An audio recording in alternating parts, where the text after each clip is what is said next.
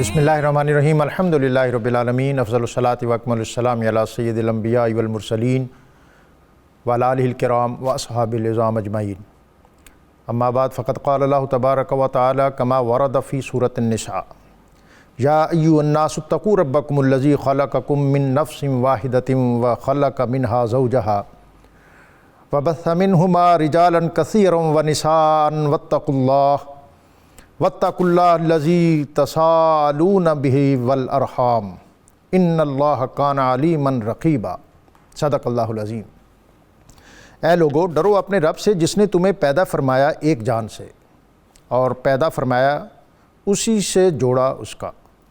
اور پھیلا دیے ان دونوں سے مرد کثیر تعداد میں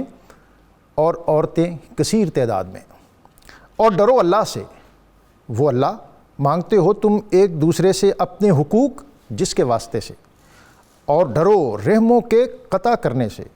بے شک اللہ تعالیٰ تم پر ہر وقت نگران ہے۔ لفظ لفظ نور اور حرف حرف روشنی سے مزین، منور اور معمر نور قرآن کے ساتھ طاہر بخاری ایک مرتبہ پھر آپ سے مخاطب ہے۔ ناظرین، عربوں میں میراث اور جائیداد کا کوئی طریقہ نہیں تھا، کوئی جس کو جتنا چاہتا اپنے ترکے میں سے حصہ دے دیتا، اور یہ صرف عربوں ہی پہ موقوف نہیں، عربوں سے قبل رومنس اور گریکس، اور اس سے قبل بابل اور نینوا کی تہذیب جو اپنے تمدن اور کلچر کے اعتبار سے دنیا میں بہت ممتاز اور معتبر تھی، ان کا طرز عمل بھی ایسا ہی تھا۔ عربوں کا طریقہ بہت مختلف تھا۔ ان کے ہاں کوئی دنیا سے جاتا تو وہ جاتے ہوئے کوشش کرتا کہ اپنے دور پار کے کسی عزیز کو اپنی ساری وراثت اور جائیداد دے جاتا تاکہ لوگ اس کو ایک قصے اور کہانی کے طور پر بیان کریں، اور اگر کوئی جاتے ہوئے اس کو یہ موقع میسر نہ آتا تو اس کے مرنے کے بعد بھی اس کے پسماندگان اپنا حصہ صحیح طور پر حاصل نہ کر سکتے۔ اور بالخصوص عربوں کے ہاں جائیداد کا سب سے زیادہ اور بڑا مستحق وہ شخص ہوتا جو میدان جنگ میں جانے کے قابل ہوتا۔ اب اس کا ایک فطری نتیجہ کیا ہے کہ بچے اور عورتیں یہ میدان جنگ میں نہیں جا سکتے، تو یہ دو طبقات سرے سے محروم۔ 3 ہجری میں غزوہ احد ہوا۔ نبی اکرم رسول محتشم صلی اللہ علیہ وآلہ وسلم کے ایک صحابی سعد بن ربیع، جن کا تعلق انصار سے تھا، آپ درجہ شہادت پہ فائز ہوئے۔ سعد بن ربیع کے بھائی نے اپنے بھائی سعد بن ربیع کے سارے ترکے اور جائیداد پر قبضہ کر لیا۔ نبی اکرم رسول محتشم صلی اللہ علیہ وآلہ وسلم کی تعلیمات سے منور اور معمور یہ گھرانہ اور سعد بن ربیع کی بیوہ اپنی 2 بیٹیوں کے ساتھ نبی اکرم صلی اللہ علیہ وآلہ وسلم کی خدمت میں حاضر ہوئی۔ وہ جان چکی تھی کہ اب ظلم اور جبر کی چکی میں پسنے کے دن گزر گئے، اب اس کی بات سنی جائے گی اور اس کی ندا فضاؤں کو چیرتی ہوئی فلک کے دروازے ضرور کھٹکھٹائے گی۔ اپنی 2 یتیم بچیوں کے ساتھ وہ خاتون نبی اکرم صلی اللہ علیہ وسلم کی خدمت میں حاضر ہوئی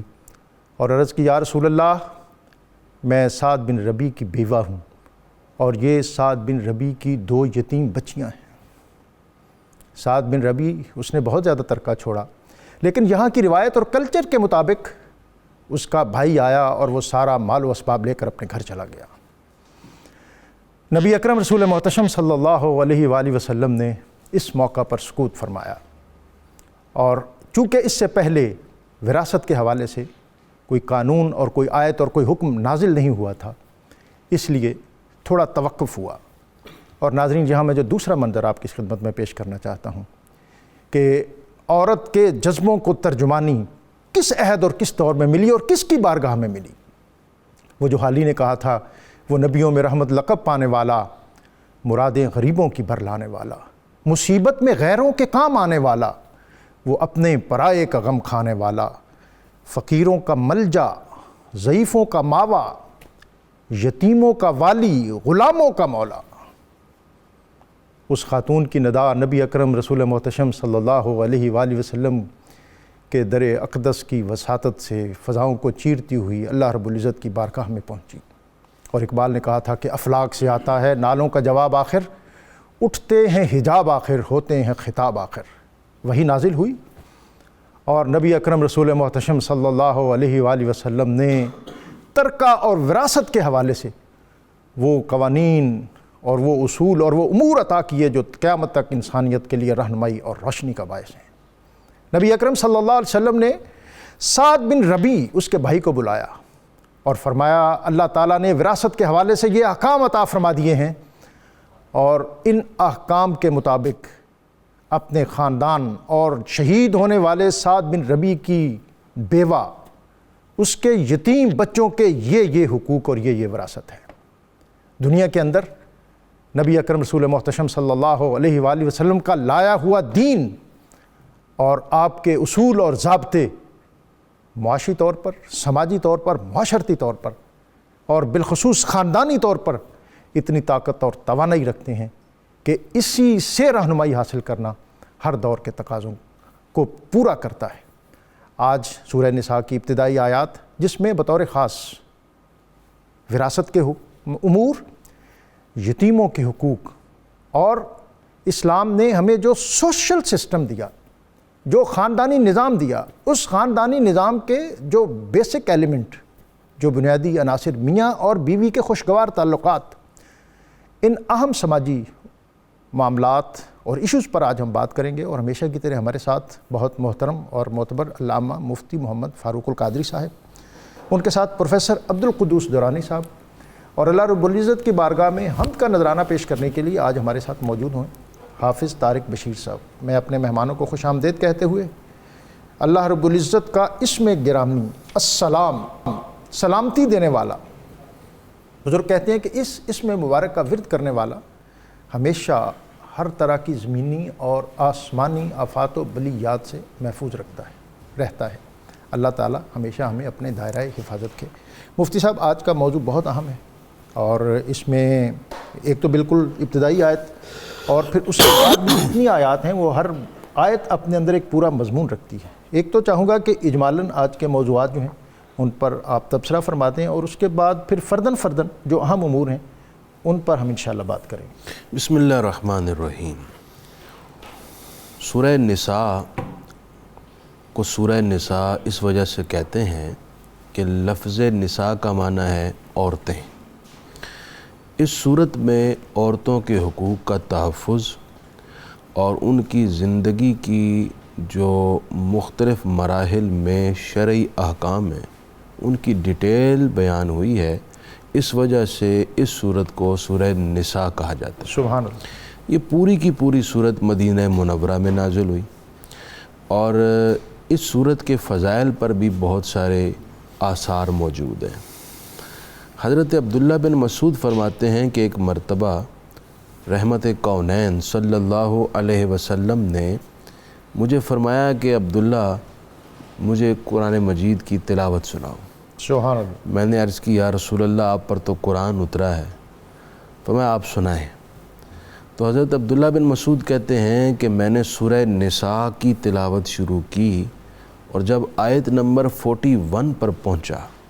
فَكَيْفَ إِذَا جِئْنَا مِن كُلِّ أُمَّةٍ بِالشَّهِيدٍ وَجِئْنَا بِكَ عَلَىٰ هَٰؤُلَاءِ شَهِيدًا، کہ وہ وقت کیسا وقت ہوگا کہ جب ہر امت سے گواہ لایا جائے گا، اور اے محبوب آپ کو تمام گواہوں پر گواہ بنایا جائے گا۔ تو عبداللہ بن مسعود کہتے ہیں کہ جب میں نے یہ آیت تلاوت کی تو حضور نے مجھے فرمایا عبداللہ رک جاؤ، یہاں تک کافی ہے۔ فرماتے ہیں میں نے آنکھ اٹھا کر دیکھا تو حضور کا چہرہ مبارک آنسوؤں سے بھر چکا تھا۔ اللہ اکبر۔ حضور نے اس آیت پر اشک باری فرمائی۔ اسی طرح حضرت عمر رضی اللہ تعالیٰ عنہ کہتے ہیں کہ جس نے سورہ بقرہ، سورہ آل عمران اور سورہ نساء سیکھی، اس شخص کو اللہ کی بارگاہ میں حکمت والے لوگوں کی لسٹ میں لکھ دیا جاتا ہے۔ سبحان اللہ۔ حضرت عبداللہ بن مسعود کا بھی فرمان ہے کہ جس نے، بلکہ وہ یہ کہا کرتے تھے کہ لوگوں، یہی حضرت عمر کا بھی قول ہے کہ لوگوں سورہ بقرہ، سورہ آل عمران، سورہ مائدہ، سورہ حج اور سورہ نور سیکھو، تمہیں حکمت اور دانائی ملے گی۔ واہ۔ تو یہ جو صورتیں ہیں کہ مکمل پیکیج ہے، خصوصاً جتنی ہماری بہنیں سن رہی ہیں ان کے لیے تو سورہ نساء اور سورہ نور یہ موسٹ امپورٹنٹ ہے،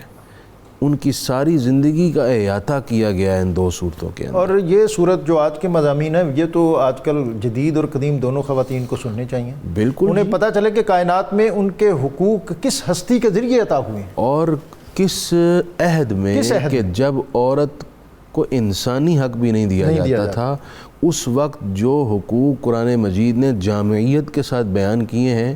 آج دنیا گھوم پھر کر اگر کوئی حتمی ضابطہ طے کرتی ہے تو اس کا بنیادی اصول سورہ نساء میں یا رسول اللہ کے بیان کردہ خواتین کے حقوق میں ہی جو 14.25 صدیاں پہلے اسلام نے طے کیے وہی نظر آتا ہے۔ بالکل۔ اب اس کے مضامین دیکھیں، سب سے پہلی آیت میں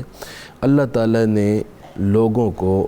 ایک ذات حضرت آدم علیہ السلام کی اولاد قرار دے کر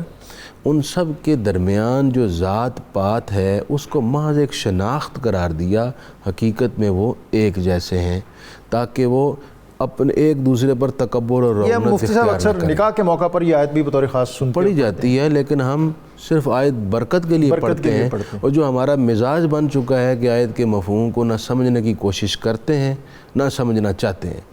پھر اس کے بعد آیت نمبر 2 سے لے کر 6 تک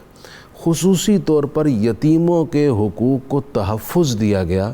ان کا سوشل سٹیٹس بیان کیا گیا، اور ان کے ساتھ زیادتی کرنے والوں پر جو کل قیامت اللہ کا قہر نازل ہوگا اس کا ذکر کیا گیا۔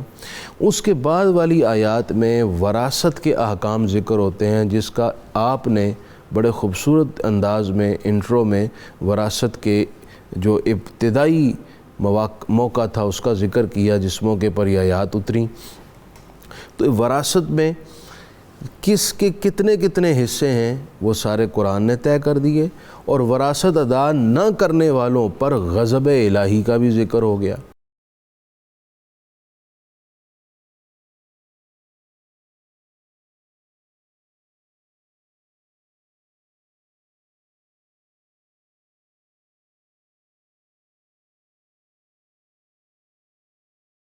یہ وراثت والے معاملات بڑے نازک ہیں، جی، اس میں بے نواؤں کے نوالوں پہ چھپٹتے ہیں عقاب، فیملی میں جو تگڑا ہوتا ہے وہ قبضہ کر کے بیٹھ جاتا ہے، پھر ہم خواتین کو کس طرح محروم رکھتے ہیں۔ میں درانی صاحب کو بھی گفتگو میں شامل کر لوں، پھر آپ سے مزید اس پر رہنمائی لوں گا۔ ابتدائی گفتگو آپ نے سن لی، اور سورہ نساء کی آیت 4 تا 6 جس میں بالخصوص جو ہے یتیموں کے حقوق، عرب کے کلچر میں یتیم، ایک تو یتیم کون ہوتا ہے، پھر یتیم کے ساتھ اس سوسائٹی میں کیا سلوک ہوتا تھا، اور پھر نبی اکرم صلی اللہ علیہ وسلم نے کس طرح اس کے سر پر اپنا دست شفقت رکھا، اور آج نبی اکرم صلی اللہ علیہ وسلم کا اسوہ ہمیں کیا درس اور حکم دیتا ہے۔ بسم اللہ الرحمن الرحیم۔ ڈاکٹر صاحب، یتیم کے حوالے سے قرآن مجید نے جن طبقات کو، وہ جو زیر دست اور کمزور طبقات تھے، ان میں سے جن کے حقوق کو بہت زیادہ ہائی لائٹ کیا اور جن کے حقوق کے تحفظ کا اہتمام کیا، ان میں سے ایک طبقہ یتامہ کا ہے۔ قرآن مجید میں جب حسن سلوک کی بات آتی ہے تو والدین کا ذکر ہوتا ہے، اقربین کا ذکر ہوتا ہے، اور پھر یتامہ کا ذکر ہوتا ہے۔ جہاں بھی آپ قرآن مجید کو دیکھیں گے تو وہاں پر اسلوب آپ کو والدین، قریبی رشتہ داروں کے بعد پھر یتامہ کا ذکر ملتا ہے۔ اور اللہ تعالیٰ نے قرآن مجید کے اندر اس سے میں سمجھتا ہوں کہ یتیموں کے حوالے سے سب سے بڑا جو ایک ہمارے سامنے قرآن مجید کا ایک مینارہ نور نظر آتا ہے، وہ ارائیت الذی یکذب بالدین، کیا آپ نے اس شخص کو دیکھا ہے جو دین کو جھٹلاتا ہے؟ ڈاکٹر صاحب، تکذیب دین یعنی ممکن ہے کہ وہ حاجی بھی ہو، نمازی بھی ہو، داڑیاں بھی ہوں، جبے اور عمامے بھی ہوں، مگر قرآن کہتا ہے کہ آپ نے دیکھا اس کو جو دین کی تکذیب کرتا ہے؟ وہ کون ہے؟ الذی یدعو الیتیم، جو یتیم کو دھکا دیتا ہے، یتیم کے سٹیٹس کو اپنے اعتبار سے اپنے لیے ایک نامناسب خیال کرتا ہے، اس کے ساتھ بیٹھنا، اس کی عزت و تکریم کرنا اس کو پسند نہیں کرتا ہے۔ تو یہ شخص بھلے جتنا بھی نیکوکار ہو جائے گا، مگر اس کا یہ عمل جو یتیموں کے معاملے میں ہے، یہ اس کی ساری نیکیوں کے اوپر ایک طرح سے پانی پھیر دے گا، اور وہ تکذیب فی الدین کا مرتکب ہوگا۔ سورہ نساء کے اندر اگر ہم دیکھتے ہیں تو اگرچہ اس کا نام النساء، عورتوں کے حوالے سے ہے، مگر یتیموں کے حقوق بھی جس قدر جامعیت کے ساتھ یہاں اکٹھے کیے گئے ہیں، کسی اور مقام پر اس طرح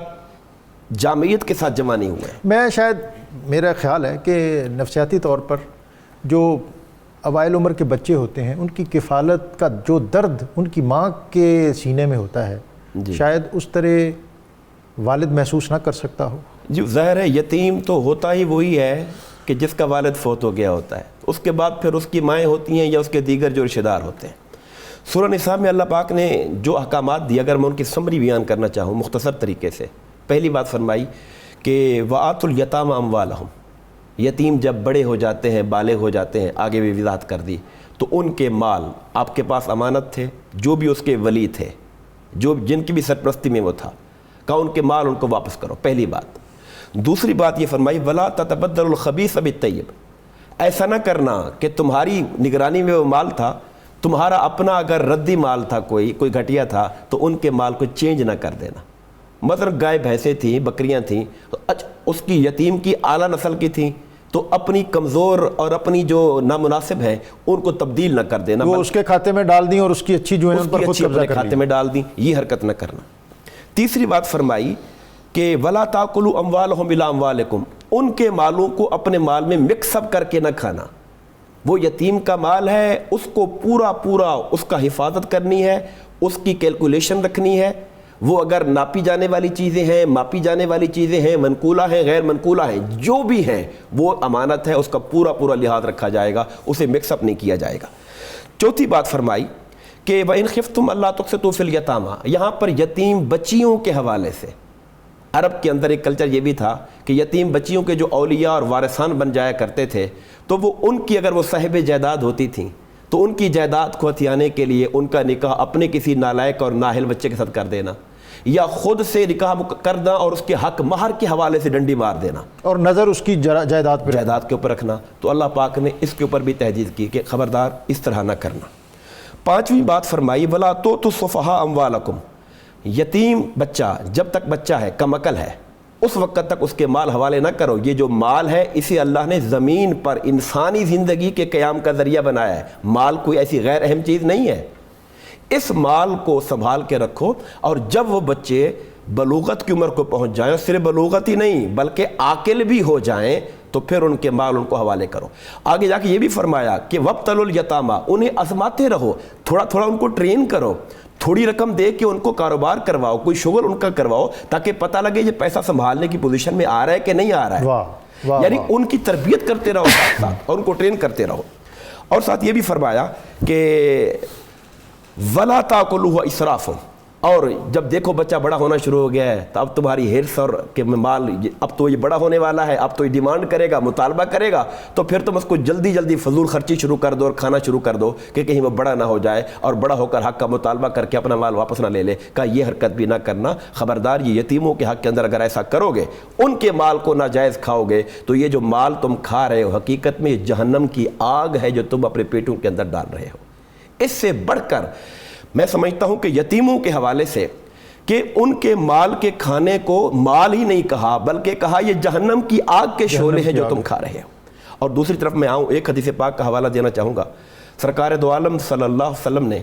یتیموں کی کفالت پر جن انعامات کا ذکر فرمایا، جس جنت کی اجر کا ذکر فرمایا، اس سے بھی کہیں اعلیٰ تر اجر یہ دیا ان کو کہ انا وکافل الیتیم فی الجنت ہاکذا، کہ میں اور یتیم کی کفالت کرنے والا جنت میں ایسے ہوں گے، ایسے جیسے ان دو انگلیوں میں فاصلہ نہیں ہے، ایسے یتیم کے کفیل میں اور مجھ میں فاصلہ نہیں ہوگا۔ یعنی یتیم کی کفالت صرف جنت نہیں دیتی، بلکہ یتیم کی کفالت میرے مصطفیٰ کریم کی سنگت بھی نصیب کرتی ہے۔ سبحان اللہ، سبحان اللہ۔ تو یہ شرف ہے جو یتیموں کی وجہ سے ملتا ہے۔ مفتی صاحب، یوصیکم اللہ فی اولادکم للذکر مثل حظ الانثیین، حکم دیتا ہے تمہیں اللہ تمہاری اولاد کی میراث کے بارے میں ایک مرد کا حصہ برابر ہے دو عورتوں کے۔ ایک تو احکام اور پھر جو آج سماجی ناہمواریاں ہیں، ان سب پر آپ ہمیں۔ بسم اللہ الرحمن الرحیم۔ ڈاکٹر صاحب، یہ بہت اہم ہماری گفتگو کا حصہ ہے، اور ہمارے معاشرے میں اس حوالے سے بہت زیادہ عدم اعتدال ہے۔ زمانہ جاہلیت میں عورتوں کو سرے سے وراثت میں کوئی حصہ نہیں دیا جاتا تھا۔ اسلام نے سب سے پہلے جو وراثت کے حقدار طے کیے، عورت کو اگر ماں ہے تو اس کی حیثیت سے بھی حصہ دار ٹھہرایا، واہ واہ، بیٹی ہے تو اس حیثیت سے بھی حصہ دار ٹھہرایا، بہن ہے تو اس حیثیت سے بھی حصہ دار ٹھہرایا، اور اگر وہ بیوی ہے تو بیوی کی حیثیت سے بھی حصہ دار ٹھہرایا۔ ہم تو اس بحث میں ہیں کہ جی اس کا آدھا کیوں ہے، آپ نے تو 4 جگہوں سے اس کا حصہ نکال دیا۔ حصہ نکال دیا۔ اور یہ بھی اسی کا جواب میں یہ بھی دوں گا، یہ جو کہتے ہیں عورت کو آدھا دیتے ہیں، اصل میں شریعت کے ہر حکم کے پس پشت بہت ساری حکمتیں ہوتی ہیں۔ دیکھیں ایک عورت پر کیا ذمہ داری ہے، عورت پر شریعت نے کوئی ذمہ داری نہیں رکھی، وہ صرف گھر میں اپنی ذات کو دیکھے گی اور اپنے بچوں اور میاں کی خدمت کرے گی بس۔ مالی اعتبار سے گھر کی،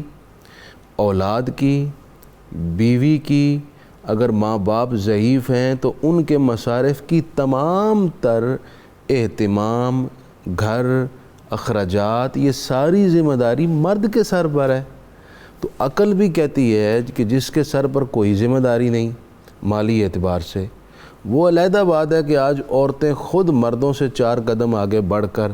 ہر شعبے میں چاہتی ہیں ہم کام کریں، اور یہ ذمہ داری کمائیں، خود لینا چاہتی ہیں، یہ خود وہ اپنے اوپر ڈال رہی ہیں، ورنہ شریعت نے تو انہیں شاہانہ زندگی بخشی ہے کہ آپ کا کام ہے بادشاہوں کی طرح گھر کی ملکہ بنایا ہے، گھر کی ملکہ بن کر بیٹھیں، اور شوہر صاحب ہیں وہ آپ کی خدمت کریں گے، وہ کمائیں گے، آپ کے ضروریات کو پورا آپ کریں کے گے، بچوں کی کفالت کریں گے۔ تو چونکہ مرد پر ذمہ داری اخراجات کی بہت زیادہ ہے، اس وجہ سے حکمت کا تقاضا بھی یہی تھا، تو اللہ تعالیٰ نے مرد کا حصہ ایک عورت سے 2 گنا رکھا، یعنی بیٹی کی نسبت بھائی کو یعنی بیٹے کو حصہ 2 گنا ملے گا۔ اچھا، یہ جو ایک اولاً تو حصہ ملتا ہی نہیں تھا، اسلام نے حصہ طے کیا۔ دوسرا، آج ہماری سوسائٹی میں یہ ہے کہ بہنوں کو گھرانوں میں حصہ مل جاتا ہے لیکن پورا نہیں ملتا، ایک یہ کمی ہے۔ اچھا، بعض جگہوں پر وہ سمجھتے ہیں کہ بچیوں کی شادیاں ہو گئی ہیں، ہم نے رخصتی کے وقت تھوڑا سا سامان دے دیا تھا، یہی بس جائے، یہ اس کا وراثت میں حصہ ہے، بعد میں جو پراپر حصہ ہے وہ نہیں دیا جاتا۔ یہ ساری قباحتیں جو آج ہماری سوسائٹی میں موجود ہیں، میں ان تمام لوگوں کو اب یہ آیت سنانے لگا ہوں، اس کا مضمون آپ سن لیں، پھر آپ خود فیصلہ کریں کہ آج اگر آپ دے دیں یہ بہتر ہے یا کل اللہ کے قہر کا سامنا کریں وہ بہتر ہوگا۔ اللہ تعالیٰ نے وراثت کے سارے احکام بیان کرنے کے بعد ارشاد فرمایا، تِلْکَ حدود اللہ، یہ اللہ کی حدیں ہیں۔ سبحان اللہ۔ وَمَن يُطِعِ اللَّهَ وَرَسُولَهُ يُدْخِلْهُ جَنَّاتٍ تَجْرِي مِن تَحْتِهَا الْأَنْهَارُ خَالِدِينَ فِيهَا، جس نے اللہ اور اس کے رسول کی ان حدوں کا پاس رکھا، اسے اللہ کل قیامت ایسی جنتوں میں داخل کرے گا جس کے نیچے نہریں بہہ رہی ہوں گی، اور وہ اس میں ہمیشہ رہے گا۔ اور پھر اگلی آیت میں فرمایا، وَمَن يَعْصِ اللَّهَ وَرَسُولَهُ وَيَتَعَدَّ حُدُودَهُ يُدْخِلْهُ نَارًا خَالِدًا فِيهَا وَلَهُ عَذَابٌ مُّهِينٌ، اور جس نے اللہ رسول کی نافرمانی کی اور اس کی حدوں سے تجاوز کیا، اس کے بیان کردہ احکام کو توڑا، وہ قیامت کے دن اللہ تعالیٰ اس کو دوزخ میں داخل کرے گا اور اس میں ہمیشہ رہے گا۔ پھر آگے فرمایا اس کے لیے ذلیل کرنے والا عذاب ہوگا، جو اس کو وہاں پر خار کر دے گا، ذلیل کر دے گا۔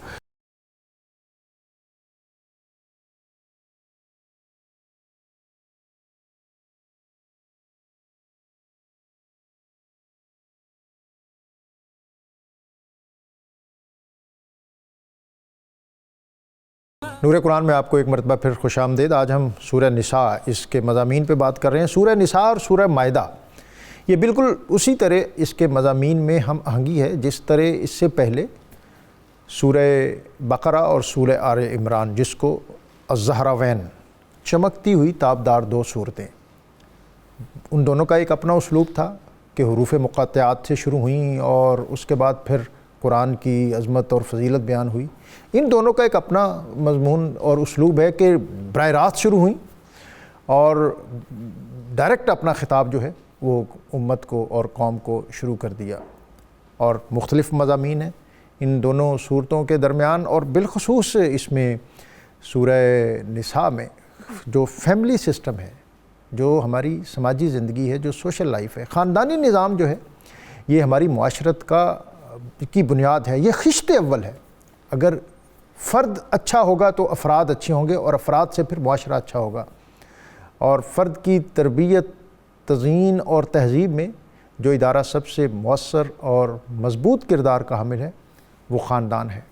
آج بدقسمتی یہ ہے کہ ہمارا یہ فیملی سسٹم جدید رویوں اور جدت رازی اور روشن خیالیوں کی زد میں ہے، اور اس کے اندر تربیت کا، تہذیب کا، تزئین کا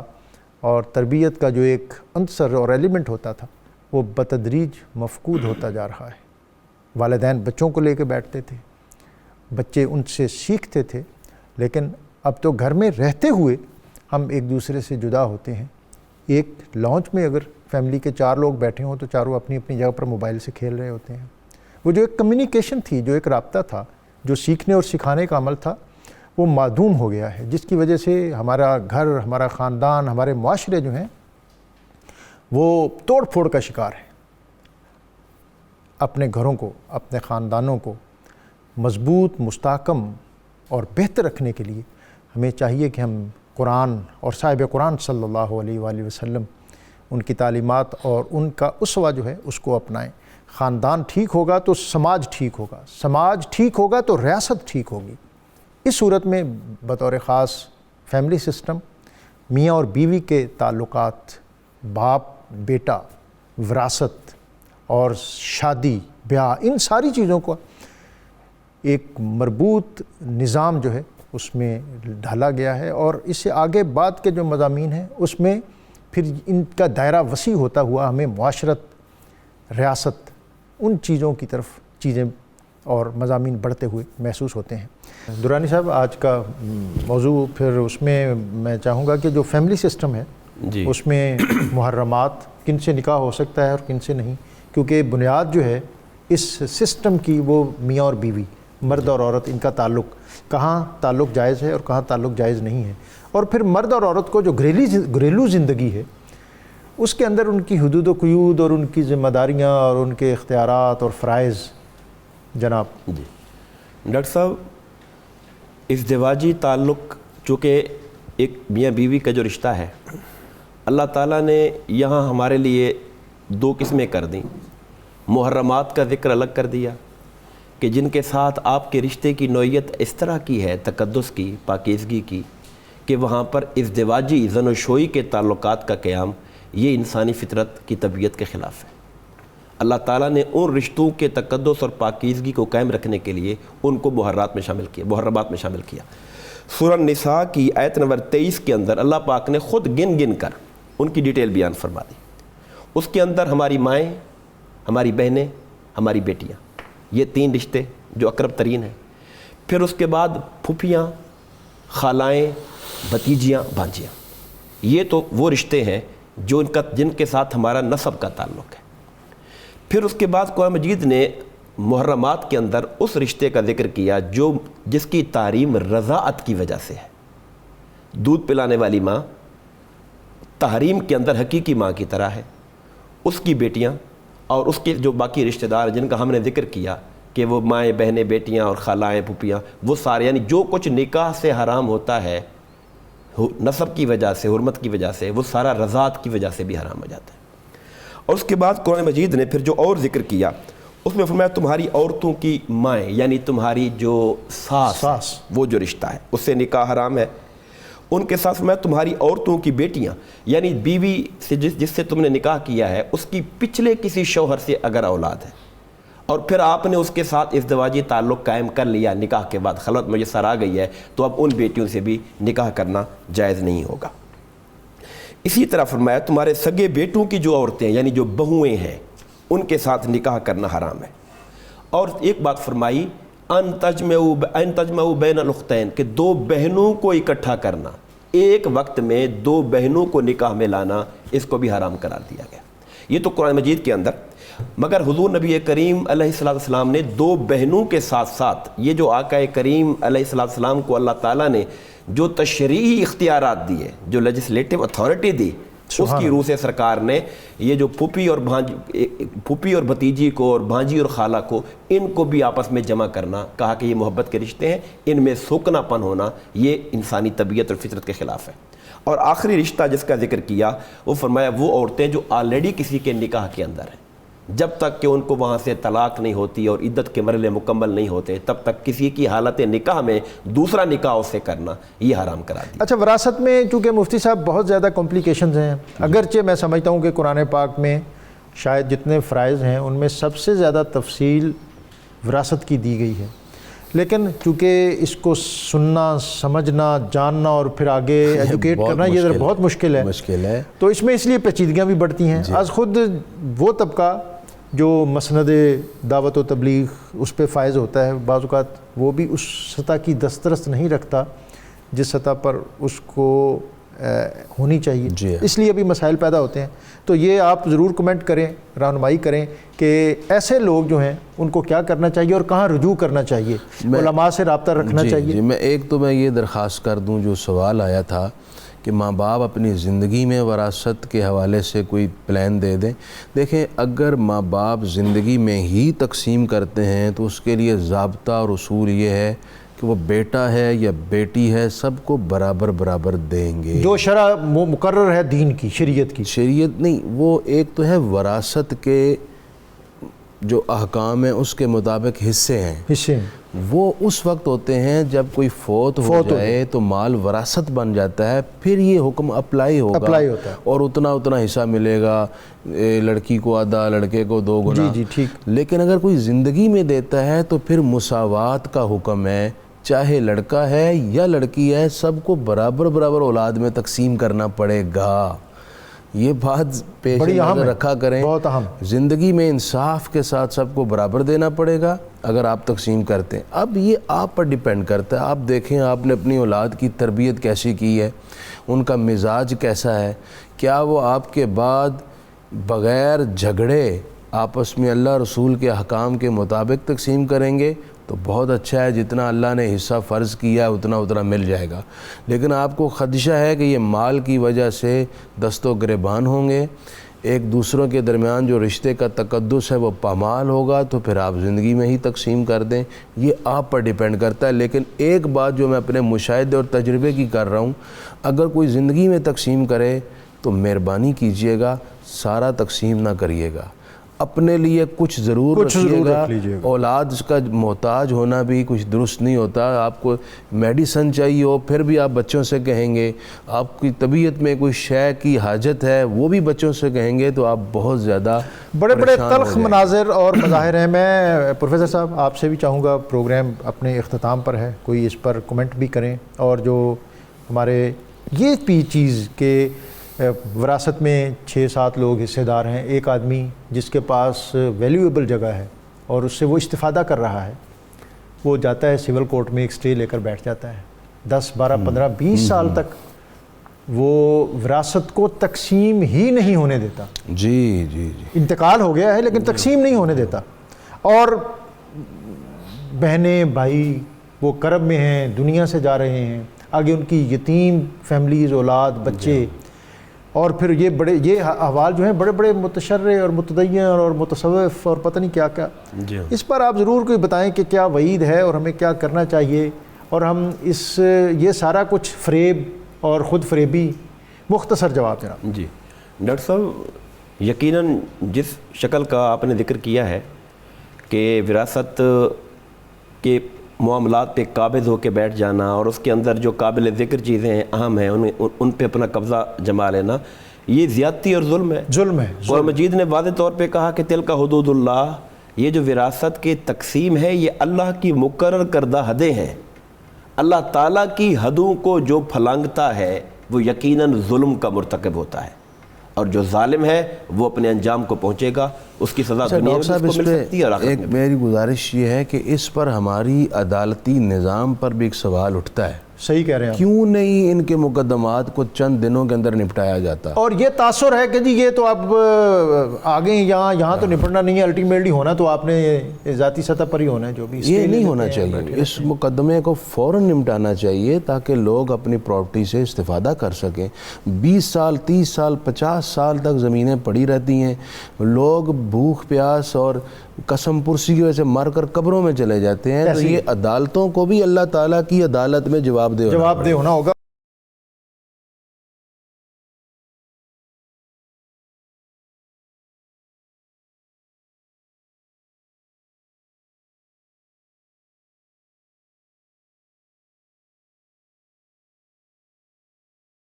اتھارٹیز جو ہیں ان کو ضرور اس بارے میں یقیناً کرتے بھی ہیں. پچھلے دنوں میں نے ایک عدالت عالیہ کا آرڈر بھی دیکھا جس کے تحت انہوں نے ڈائریکشن جاری کی تھی کہ ایسے جو کیسز ہیں ان کو جو سول کورٹس ہیں وہ 2 ماہ کے اندر نپٹائیں. لیکن وہاں پھر ایسے ہیلے اور بہانے اور ایسے وہاں امور جو ہیں وہ سامنے آ جاتے ہیں جس کے سبب چیزیں پایہ تکمیل تک پہنچنا دشوار ہوتی ہیں. لیکن جو مفتی صاحب نے بات کی کہ ہمیں الٹیمیٹلی یہ بات ذہن میں اور شعور میں اجاگر رکھنی چاہیے کہ اس عدالت کے علاوہ ایک اللہ کی عدالت بھی ہے. اور وہ لوگ جو اس طرح کے ظلم اور زیادتی کے ذریعے چیزوں پر قابض ہو جاتے ہیں، پھر ہمارے ایک بزرگ کہا کرتے تھے کہ ان کے گھروں میں کبھی سبزہ نہیں اگتا، وہاں کبھی شادابی اور سیرابی نہیں ہوتی. اللہ تعالیٰ ہمیں اللہ کی جو عطا کردہ ہدایات ہیں ضمن میں ان کو پورا کرنے کی توفیق عطا فرمائے. میں مفتی وہ ایک خاتون نے زکوٰۃ کا کہا تھا 7 لاکھ روپے، وہ زکوٰۃ دیں گی کیونکہ انہوں نے بے شک رکھا ہو بچوں کی شادی کے لیے، پلاٹ کے لیے، زکوٰۃ وہ ضرور ادا کریں. جی وہ بہن انہوں نے سن لیا. آج کا وظیفہ، اگر کوئی شخص کسی بڑی سے بڑی مشکل میں مبتلا ہو تو 41 دن تک روزانہ 100 بار یا بدیو اس کا ورد کرے. اللہ تعالیٰ اس کی آسانی اللہ تعالیٰ اس کے لیے آسانی پیدا فرما دے گا. اللہ رب العزت کی بارگاہ میں حمد کا نذرانہ حافظ طارق بشیر.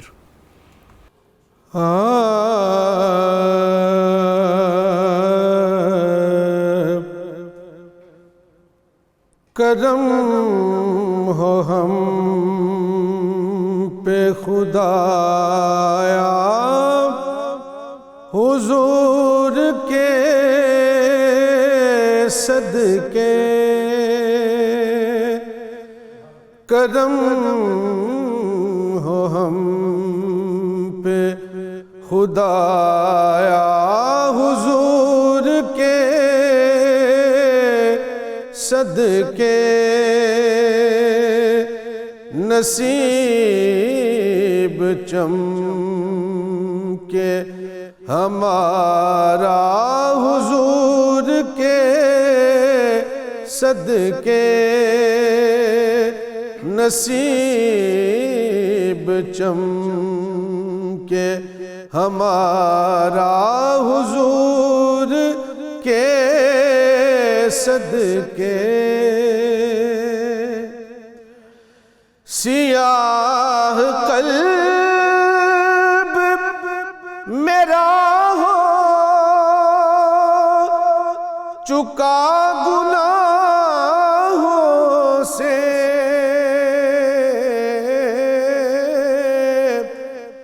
سیاہ قلب میرا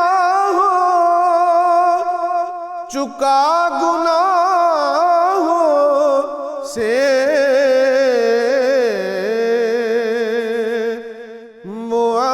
معاف کر دے تو مولا، حضور کے صدقے، معاف کر دے تو مولا، حضور کے صدقے. کیا ہے ظلم بہت ناتواسی جانوں پر،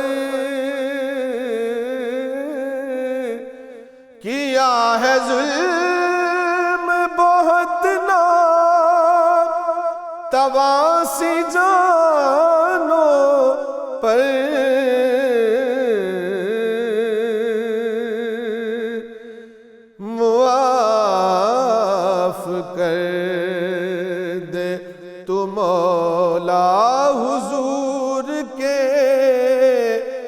صدقے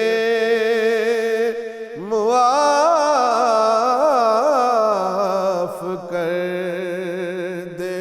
تو مولا حضور کے صدقے نہیں ہے کوئی ہمارا بجز تیرے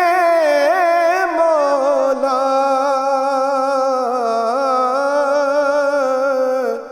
نہیں ہے کوئی ہمارا بجز تیرے مولا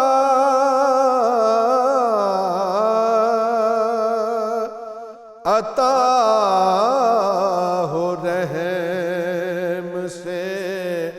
حصہ حضور کے صدقے